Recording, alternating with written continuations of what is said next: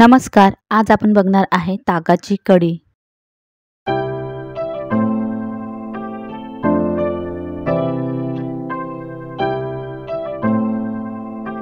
मागच्या व्हिडिओमध्ये आपण बघितलं की जे लोणी काढून ताक उरतं त्या ताकाची कढी कशी बनवायची, तर ते आपण आज बघणार आहे। एक छोटी वाटी इतकं बेसन पीठ इथे घेतलेलं आहे। तर या बेसन पिठामध्ये ताक घालून घ्यायचं आहे। पातळ असं याचं एक मिश्रण बनवायचं आहे। जेव्हा आपण लोणी काढलेलं त्यावेळेसच यामध्ये पाण्याचा वापर आपण भरपूर प्रमाणात केलेला होता, त्यामुळे आता कढी बनवताना पाण्याचा वापर करणार नाहीये।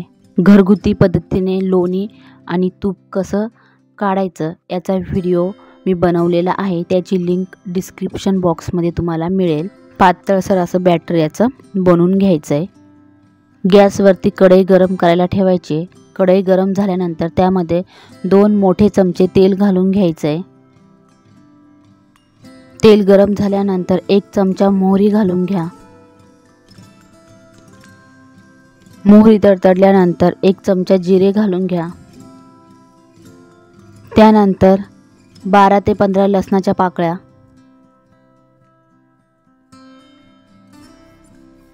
10-15 कढीपत्त्याची पानं, 5 ते 6 हिरव्या मिरच्या बारीक कट करून घेतलेल्या।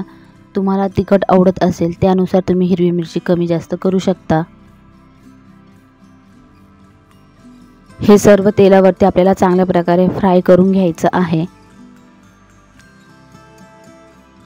त्यानंतर बारीक कट केलेली कोथिंबीर तेलावरती घालून घ्यायची, म्हणजे छान अशी कढीला चव लागते आणि दिसायला पण छान दिसते कढी। आता आपल्याला या फोडणीमध्ये ताक घालून घ्यायचं आहे। इथे मी 7 ते 8 जण कढी खातील इतक्या प्रमाणात मी कढी बनवलेली आहे।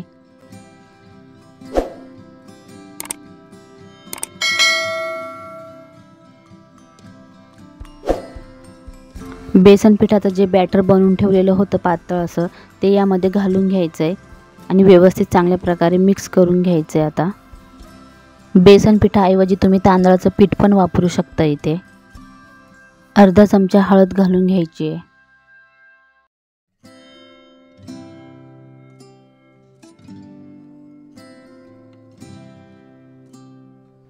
त्याचबरोबर चवीनुसार मीठ घालून घ्यायचं आहे आणि आता हे सर्व चांगल्या प्रकारे मिक्स करून घ्या। तुम्हाला जर कढी थोडीशी आंबट गोड हवी असेल तर यामध्ये 2 चमचे साखर तुम्ही घालू शकता। आता या कढीला चांगली उकळी येऊन द्यायची आहे। उकळी आल्यानंतर उतू जाणार नाही याची काळजी घ्यायची आहे। कढी ही एकसारखी हलवत राहायची, म्हणजे उतू जाणार नाही। चांगल्या प्रकारे इथे कढीला उकळी आलेली आहे। 5 मिनिटभर चांगली कढी उकळून द्यायची आहे। त्यानंतर कढी लगेच आपली तयार होते। झटपट बनणारी ही रेसिपी आहे। भाताबरोबर कढी खूप छान लागते, नक्की एकदा खाऊन बघा। कसा वाटला हा व्हिडिओ नक्की कमेंटमध्ये कळवा।